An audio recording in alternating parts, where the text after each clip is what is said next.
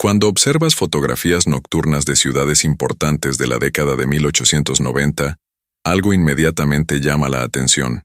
París, Londres, Nueva York, Viena. Todas estas metrópolis brillaban intensamente en la oscuridad con miles de luces iluminando calles, edificios públicos, teatros, hoteles y tiendas. Las imágenes muestran avenidas resplandecientes, fachadas arquitectónicas espectacularmente iluminadas y vida nocturna vibrante. Para muchas personas modernas esto parece anacrónico o imposible. La narrativa popular sugiere que las ciudades permanecieron oscuras hasta que la electrificación masiva llegó en el siglo XX. Algunos incluso han sugerido teorías conspirativas sobre tecnologías de iluminación perdidas o suprimidas. Pero cuando examinas documentación técnica del periodo, registros municipales, manuales de ingeniería, catálogos comerciales y testimonios contemporáneos, descubres una historia fascinante de innovación tecnológica que permitió ciudades brillantemente iluminadas, décadas antes de que la electricidad moderna se volviera universal. La verdad es que las ciudades de 1890 tenían sistemas de iluminación sofisticados y efectivos, pero utilizaban tecnologías completamente diferentes de las que asociamos con iluminación moderna. Estas tecnologías estaban basadas en química, combustión controlada, presión de gas y ingenio mecánico. Eran sistemas complejos que requerían infraestructura extensa, operadores calificados y mantenimiento constante. Funcionaban notablemente bien para los estándares de su época, aunque tenían limitaciones y peligros que eventualmente los hicieron obsoletos. Comprender exactamente cómo funcionaban estos sistemas nos da una apreciación más profunda tanto del ingenio de ingenieros del siglo XIX como de por qué la transición a electricidad fue tan transformadora. Si te intriga descubrir exactamente cómo las grandes ciudades lograban iluminación espectacular en la década de 1890, décadas antes de la electrificación universal, y quieres explorar las tecnologías reales basadas en documentación histórica verificable, muestra tu interés dando like a este video. Suscríbete a El Pasado Inexplicable para investigaciones que exploran tecnologías históricas fascinantes con detalle técnico y evidencia documental. Activa las notificaciones para análisis profundos de cómo funcionaba realmente la infraestructura urbana antes de la era eléctrica moderna. Comencemos con la tecnología de iluminación dominante de la década de 1890, el gas manufacturado. Cuando escuchas luz de gas, podrías imaginar llamas parpadeantes débiles que apenas iluminan. Pero la realidad técnica del alumbrado de gas en su apogeo en la década de 1890 era mucho más sofisticada. El sistema de gas urbano de finales del siglo XIX era una maravilla de ingeniería química y mecánica que proporcionaba iluminación confiable, relativamente brillante y ampliamente distribuida. El proceso comenzaba en plantas de gas municipales, instalaciones industriales masivas que producían gas combustible a través de destilación destructiva de carbón. El carbón bituminoso se calentaba en retortas cerradas, contenedores de hierro fundido sellados, a temperaturas entre 1000 y 1300 grados Celsius. A estas temperaturas, el carbón no se quema, sino que se descompone químicamente, liberando gases volátiles mientras deja atrás coque sólido. Los gases producidos incluían principalmente hidrógeno, metano, monóxido de carbono y pequeñas cantidades de hidrocarburos más pesados. Esta mezcla, llamada gas de carbón o gas de alumbrado, era altamente combustible y producía una llama luminosa cuando se quemaba. La producción de gas no era simple. Las plantas de gas municipales eran operaciones industriales complejas que empleaban docenas o cientos de trabajadores especializados. Después de salir de las retortas, el gas crudo pasaba a través de una serie de procesos de purificación. Primero, atravesaba condensadores donde alquitrán y aceites se condensaban y se removían. Estos subproductos no eran desperdicios. El alquitrán de carbón se vendía para impermeabilización y construcción de caminos, y los aceites se usaban para diversos propósitos industriales. Luego el gas pasaba por purificadores, donde cal apagada removía sulfuro de hidrógeno y otras impurezas corrosivas que dañarían tuberías y producirían olores desagradables al quemar. El gas purificado, se almacenaba en gasómetros, estructuras inmensas que dominaban los horizontes urbanos del siglo XIX. Un gasómetro típico consistía en un tanque cilíndrico invertido que flotaba en un estanque de agua, sellando el gas debajo, mientras permitía que el volumen se expandiera o contrajera según la producción y el consumo. Los gasómetros más grandes de ciudades como Londres podían almacenar millones de pies cúbicos de gas.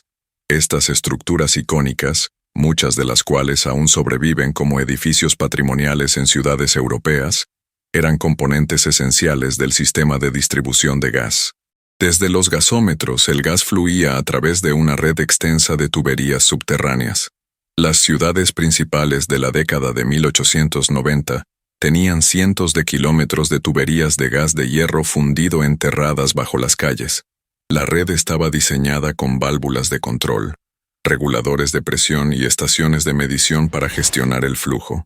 Mapas detallados del sistema de gas, preservados en archivos municipales de ciudades como París, Londres y Nueva York, muestran la complejidad extraordinaria de esta infraestructura subterránea. En algunas secciones densas de ciudades, había más tubería de gas por metro cuadrado que tubería de agua. Pero aquí es donde la tecnología se vuelve verdaderamente interesante. Para 1890, las lámparas de gas habían evolucionado dramáticamente desde las llamas abiertas simples de principios del siglo XIX. La invención más transformadora fue la camisa de gas incandescente, patentada por Karl Auer von Welsbach en 1885. Este dispositivo revolucionó completamente la iluminación de gas y es la razón principal por la que las ciudades de 1890 podían brillar tan intensamente. La camisa Welsbach consistía en un tejido delicado de algodón o seda impregnado con sales de tierras raras, específicamente óxidos de torio y cerio. Cuando este tejido se quemaba inicialmente, las fibras orgánicas se consumían, dejando una estructura frágil y porosa de óxidos metálicos. Esta estructura, cuando se calentaba por una llama de gas, se volvía incandescente, emitiendo luz blanca brillante mucho más eficientemente que la llama de gas sola. Una lámpara de gas con camisa Welsbach producía aproximadamente 60 a 80 candelas de luz, comparable a una bombilla incandescente moderna de 60 vatios, pero usando solo la llama química del gas. La física detrás de las camisas Welsbach es fascinante. Los óxidos de tierras raras tienen propiedades de emisión de luz excepcionales. Cuando se calientan a temperaturas altas, emiten radiación en el espectro visible mucho más eficientemente que materiales comunes. La estructura porosa maximiza el área de superficie expuesta a la llama, asegurando calentamiento uniforme y emisión de luz máxima. El resultado era una fuente de luz que convertía energía química en luz visible con eficiencia notable para la época. Los catálogos de fabricantes de la década de 1890, preservados en bibliotecas técnicas y museos de industria, muestran docenas de diseños diferentes de lámparas de gas con camisas Welsbach. Había lámparas de calle, lámparas de interior, lámparas colgantes, lámparas de pared, cada una optimizada para aplicaciones específicas. Los modelos de lujo para hoteles y teatros incluían reflectores, difusores de vidrio esmerilado y mecanismos de ajuste que permitían control preciso de intensidad de luz. La sofisticación del diseño de lámparas rivalizaba con cualquier cosa disponible en iluminación eléctrica temprana. Las ciudades invirtieron masivamente en esta tecnología. Los registros municipales de París muestran que para 1890, la ciudad tenía más de 56,000 lámparas de gas públicas, muchas equipadas con camisas Welsbach. Londres tenía más de 60,000. Nueva York tenía aproximadamente 25,000. Estas lámparas no estaban simplemente distribuidas aleatoriamente. Estaban estratégicamente ubicadas para iluminación máxima de avenidas principales, plazas públicas, parques y distritos comerciales. Si valoras investigación que explora infraestructura histórica con detalle técnico basado en documentación de archivo, apoya este canal con un like. Suscríbete a El Pasado Inexplicable para exploraciones continuas de tecnologías que formaron ciudades modernas. Tu apoyo permite producción de contenido educativo profundo y bien investigado. Pero el alumbrado de gas público era solo parte de la historia. La década de 1890 también vio el despliegue extenso de iluminación eléctrica de arco, una tecnología completamente diferente que producía luz extraordinariamente brillante, adecuada para iluminar grandes espacios abiertos. Las lámparas de arco eléctrico operaban mediante el principio de descarga de arco entre dos electrodos de carbón. Cuando una corriente eléctrica alta pasa entre electrodos ligeramente separados, crea un arco de plasma intensamente caliente que emite luz blanca brillante y deslumbrante. Una sola lámpara de arco eléctrico podía producir entre 2.000 y 4.000 candelas, aproximadamente 30 a 60 veces más brillante que una lámpara de gas con camisa Welsbach. Esta intensidad extraordinaria las hacía ideales para iluminar grandes plazas públicas, estaciones de tren, puertos, fábricas y calles anchas. La luz de arco tenía un carácter distintivo, blanca azulada, intensa, casi parecida a la luz del día, completamente diferente del brillo cálido amarillento del gas. La tecnología de arco eléctrico se desarrolló rápidamente durante las décadas de 1870 y 1880. Varios inventores, incluidos Pavel Yablochkov en Rusia, Charles Broch en Estados Unidos y William Siemens en Alemania, desarrollaron sistemas de arco comercialmente viables. Para 1890, las lámparas de arco se habían instalado en ciudades principales en todo el mundo. París iluminó la Avenue de l'Opéra con lámparas de arco en 1878. Londres instaló iluminación de arco en el Embankment del Támesis en 1879. Nueva York iluminó Broadway con torres de arco en 1880. El sistema de Charles Broch en Nueva York era particularmente impresionante. Broch diseñó torres masivas de iluminación, algunas de más de 50 metros de altura, cada una con múltiples lámparas de arco montadas en la parte superior. La idea era que pocas fuentes de luz muy brillantes colocadas en alto podrían iluminar áreas grandes, similar a como la luz de la luna ilumina paisajes. Entre 1880 y 1890, se instalaron docenas de estas torres en Manhattan. Fotografías del periodo muestran que efectivamente proporcionaban iluminación significativa, aunque creaban sombras duras dramáticas bastante diferentes de la iluminación difusa que preferimos hoy. Las lámparas de arco requerían generación y distribución de electricidad, pero de un tipo muy diferente de los sistemas eléctricos modernos. Las lámparas de arco operaban con corriente continua de alto voltaje, típicamente entre 40 y 60 voltios por lámpara, con lámparas conectadas en serie en circuitos que podían totalizar varios miles de voltios. Esto significaba que sistemas de arco temprano usaban corriente constante en lugar de voltaje constante, un enfoque completamente diferente de los sistemas eléctricos modernos. Las centrales eléctricas que alimentaban lámparas de arco en 1890 eran instalaciones industriales impresionantes. Típicamente consistían en máquinas de vapor grandes que impulsaban dínamos que generaban corriente continua. La estación Pearl Street de Thomas Edison en Nueva York, que abrió en 1882, es la más famosa, pero para 1890 había docenas de centrales eléctricas similares en ciudades estadounidenses y europeas. Estas instalaciones operaban principalmente durante las horas de noche, cuando se necesitaba iluminación, quedando inactivas o a capacidad reducida durante el día. Es crucial entender que en 1890, la electrificación era extremadamente limitada comparada con estándares modernos. La electricidad se usaba principalmente para iluminación, y solo para iluminación pública o comercial en edificios prósperos. La gran mayoría de hogares no tenían electricidad en absoluto. Incluso edificios con iluminación eléctrica usualmente tenían solo algunas lámparas en áreas públicas, manteniendo iluminación de gas para la mayoría de espacios. La infraestructura eléctrica era fragmentada, con cada central eléctrica sirviendo solo unas pocas cuadras circundantes.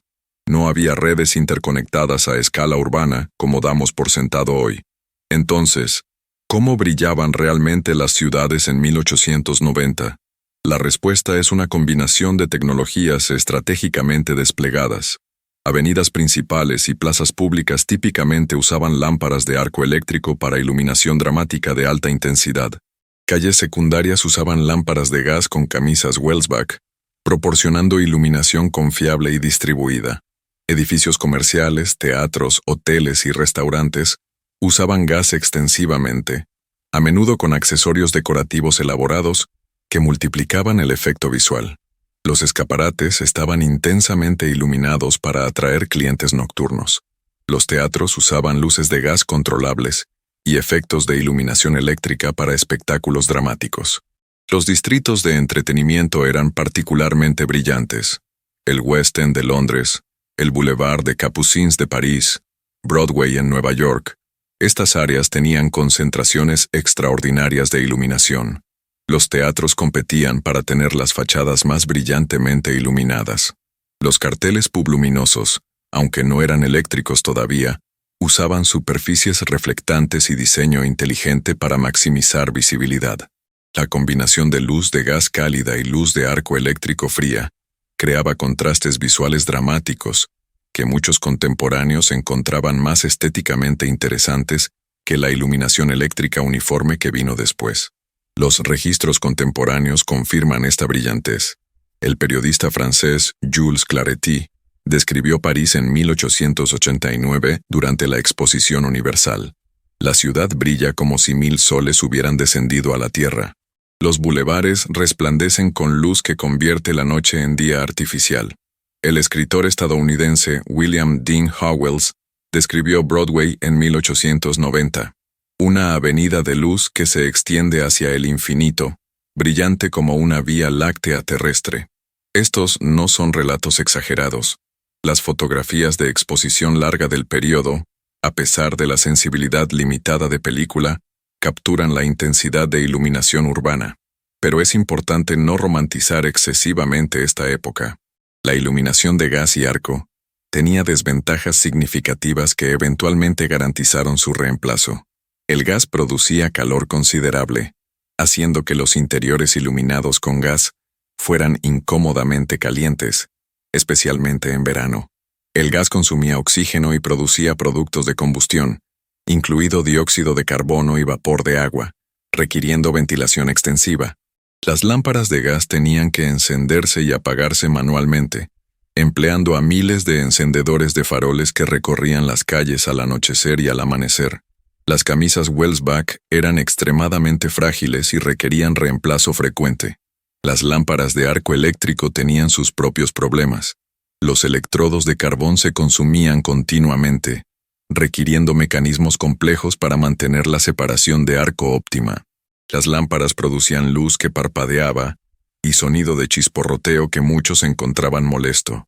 La luz era demasiado intensa para interiores cómodos, y la infraestructura eléctrica era costosa de instalar y mantener, limitando el despliegue a áreas de alto tráfico que justificaban la inversión. Más seriamente, ambas tecnologías presentaban peligros de incendios significativos. Las fugas de gas causaban explosiones periódicas que podían destruir edificios enteros. Los registros de bomberos de ciudades principales muestran docenas de incendios atribuidos a iluminación de gas cada año. Las lámparas de arco, operando a altas temperaturas y altos voltajes, también causaban incendios cuando fallaban o cuando materiales combustibles se colocaban demasiado cerca. Los cables eléctricos expuestos de sistemas de arco temprano eran particularmente peligrosos, causando electrocuciones ocasionales de trabajadores de mantenimiento. A pesar de estos peligros y limitaciones, el sistema funcionó y transformó la vida urbana. La iluminación extendió el día útil, permitiendo que tiendas permanecieran abiertas después del anochecer. Hizo las calles más seguras, reduciendo el crimen nocturno, aunque este efecto no debe exagerarse. Habilitó entretenimiento nocturno a escala sin precedentes, con teatros, restaurantes y cafés prosperando. Permitió operaciones industriales en turnos nocturnos.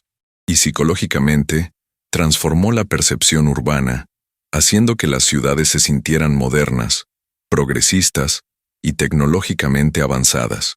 Si esta exploración detallada de infraestructura urbana histórica te está dando una nueva apreciación de la complejidad tecnológica de ciudades del siglo XIX, considera apoyar este contenido con un like. Suscríbete a El Pasado Inexplicable para investigaciones continuas sobre tecnologías que formaron el mundo moderno. Activa las notificaciones para futuros análisis de sistemas históricos fascinantes. Ahora abordemos directamente algunas concepciones erróneas y teorías de conspiración que circulan sobre iluminación urbana del siglo XIX. Ocasionalmente encuentras afirmaciones de que fotografías de ciudades brillantemente iluminadas de la década de 1890 son evidencia de tecnología eléctrica avanzada que existía antes de relatos históricos oficiales, o incluso de tecnologías de energía perdidas o suprimidas, que eran superiores a lo que tenemos hoy. Estas afirmaciones malinterpretan tanto las capacidades reales de las tecnologías que he descrito como la naturaleza de la fotografía del período. Las fotografías nocturnas de la década de 1890 típicamente eran exposiciones muy largas, a veces de varios minutos de duración, que capturaban y acumulaban luz de maneras que el ojo humano no podía. Una lámpara de gas que aparece brillantemente en una fotografía de exposición de 5 minutos podría parecer moderadamente brillante para un observador. Las fotografías también capturaban selectivamente escenas con la iluminación más intensa, típicamente distritos comerciales y de entretenimiento, no calles residenciales que permanecían mucho más oscuras. Además, no hay misterio sobre las fuentes de energía. Los registros de compañías de gas documentan meticulosamente la producción y distribución de gas.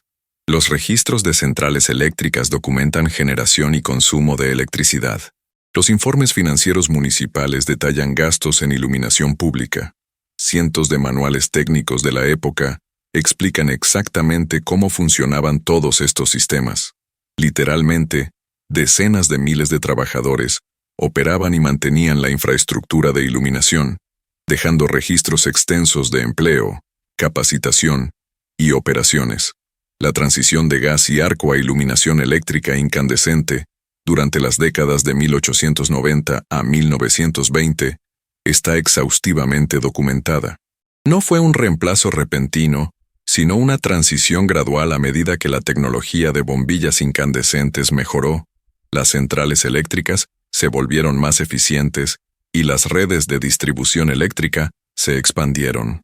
La ventaja decisiva de las bombillas incandescentes era que producían luz sin consumir oxígeno, sin productos de combustión, sin llamas abiertas, con menos calor y con control simple mediante interruptores eléctricos. Estas ventajas eventualmente superaron las ventajas iniciales de costo del gas, pero la transición tomó décadas, no años. Es fascinante notar que en algunas ciudades, especialmente en Europa, la iluminación de gas persistió mucho más allá de lo que muchos suponen. Londres tenía más de 9.000 lámparas de gas operativas en el año 2000, aunque la mayoría finalmente fueron convertidas a electricidad en las décadas de 2000 y 2010. Algunas ciudades alemanas aún mantienen distritos históricos con iluminación de gas auténtica como características patrimoniales. Berlín tiene aproximadamente 2.700 lámparas de gas funcionando actualmente. Estas no son reconstrucciones, son sistemas originales mantenidos en operación continua.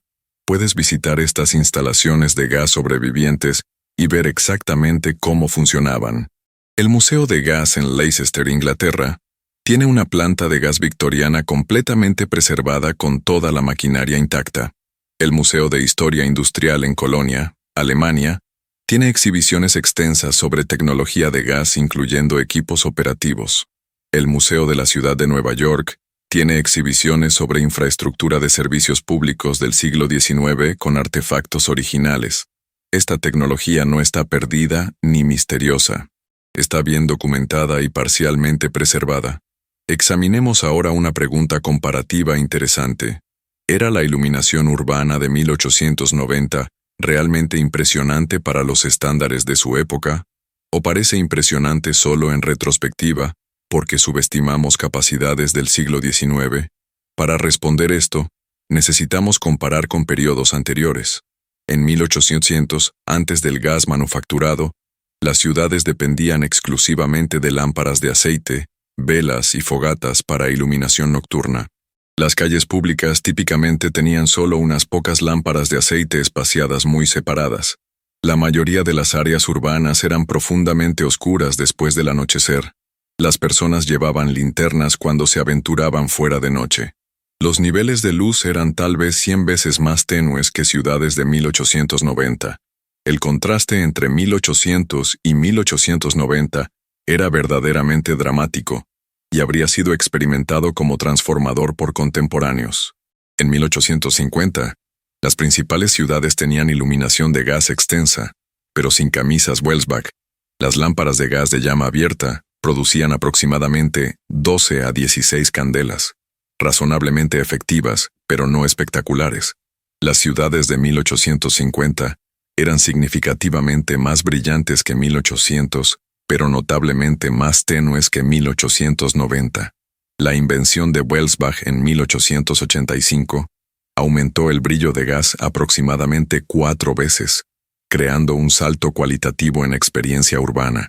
Para 1920, la iluminación eléctrica incandescente estaba siendo ampliamente adoptada. Las bombillas incandescentes de 1920 producían aproximadamente 40 a 100 candelas, dependiendo del wattaje, comparable a lámparas de gas Welsbach, pero con todas las ventajas ya mencionadas. Sin embargo, los niveles de iluminación total no eran dramáticamente más altos que en 1890. La diferencia principal era conveniencia, seguridad y calidad de luz. No fue hasta las décadas de 1930 a 1950, con el despliegue de lámparas de vapor de sodio y mercurio, de alta presión para iluminación de calles, que los niveles de iluminación urbana aumentaron sustancialmente más allá de los picos de 1890. Las lámparas de vapor de sodio modernas producen entre 8.000 y 2.005.000 lúmenes, aproximadamente 10 a 30 veces más brillantes que lámparas de gas Welsbach. Las ciudades modernas son genuinamente mucho más brillantes que ciudades de 1890, pero la diferencia es menor de lo que muchos suponen. Esto explica por qué las fotografías de 1890 muestran ciudades convincentemente brillantes. Realmente lo eran. No por tecnología misteriosa, sino por tecnología sofisticada de gas y arco que representaba el pináculo de ingeniería de iluminación preeléctrica. Las ciudades invirtieron enormes recursos porque la iluminación era reconocida como económicamente valiosa y socialmente transformadora. Consideremos también el aspecto económico. ¿Cuánto costaba esta iluminación? Los presupuestos municipales de la década de 1890 dedicaban típicamente entre 5 y 10% del gasto total a iluminación pública, una proporción sustancial que refleja la prioridad otorgada. Para contexto, Londres gastó aproximadamente 200.000 anuales en iluminación pública en 1890, equivalente a aproximadamente 25 millones en valores de 2025, ajustados por inflación. Nueva York gastó aproximadamente $500.000, equivalente a aproximadamente 17 millones en valores de 2025. Estos eran gastos significativos, pero se consideraban justificados por múltiples beneficios: actividad comercial extendida, reducción de crimen, prestigio cívico y calidad de vida mejorada. Las ciudades competían para tener los sistemas de iluminación más impresionantes como símbolos de modernidad y progreso. Las exposiciones internacionales de la época, como la Exposición Universal de París de 1889 y la Exposición Colombina Mundial de Chicago de 1893, presentaban demostraciones espectaculares de iluminación diseñadas para impresionar a visitantes internacionales. La Exposición de París de 1889, que presentó la Torre Eiffel recién construida, utilizó miles de lámparas de gas y lámparas de arco eléctrico para crear espectáculos nocturnos. La Torre Eiffel misma estaba equipada con 10.000 lámparas de gas y balizas eléctricas que la convertían en un faro visible a kilómetros de distancia. Los relatos contemporáneos describen multitudes de decenas de miles reuniéndose cada noche para presenciar la iluminación. Este no era engaño, era ingeniería de iluminación real desplegada a escalas sin precedentes. La Exposición de Chicago de 1893 fue aún más ambiciosa eléctricamente. Apodada la Ciudad Blanca, debido a sus edificios de yeso blanco brillantemente iluminados, la exposición utilizó más de 200.000 bombillas incandescentes, alimentadas por generadores masivos fabricados por Westinghouse. Esto fue posible porque era una instalación temporal con generación dedicada, no limitada por infraestructura urbana existente. La exposición demostró el potencial de iluminación eléctrica a escala urbana y aceleró la adopción en años subsiguientes. Volviendo a nuestra pregunta central, ¿por qué las ciudades de 1890 brillaban sin electricidad moderna? La respuesta es que tenían sistemas alternativos de iluminación sofisticados basados en gas manufacturado con camisas Welsbach e iluminación de arco eléctrico, ambas tecnologías que representaban el pináculo de ingeniería de su era. Estos sistemas requerían infraestructura extensa, operación calificada e inversión municipal sustancial. Funcionaron notablemente bien, transformando la vida urbana y creando las ciudades nocturnas brillantemente iluminadas, documentadas en fotografías del periodo. Estas tecnologías no estaban perdidas ni suprimidas. Fueron gradualmente reemplazadas durante décadas, a medida que la iluminación eléctrica incandescente demostró ventajas en conveniencia, seguridad y costos operativos decrecientes. La transición fue impulsada por progreso tecnológico normal y decisiones económicas racionales, no por conspiración. Los principios de ingeniería, la infraestructura física y la documentación extensa permanecen accesibles para cualquiera interesado en estudiarlos. La lección más amplia es que las capacidades tecnológicas de eras pasadas frecuentemente son subestimadas porque pensamos anacrónicamente, asumiendo que sin tecnologías modernas específicas, ciertas capacidades eran imposibles. Pero los ingenieros de cada era resuelven problemas con las herramientas y conocimientos disponibles para ellos. Las ciudades de 1890 brillaban intensamente porque ingenieros talentosos desarrollaron sistemas efectivos de iluminación, usando química, mecánica y principios de combustión. No necesitaban tecnología del siglo XXI para lograr resultados impresionantes por los estándares de su época. Si esta exploración profunda de iluminación urbana histórica te ha proporcionado una nueva perspectiva sobre capacidades tecnológicas del siglo XIX, por favor, apoya este canal con un like.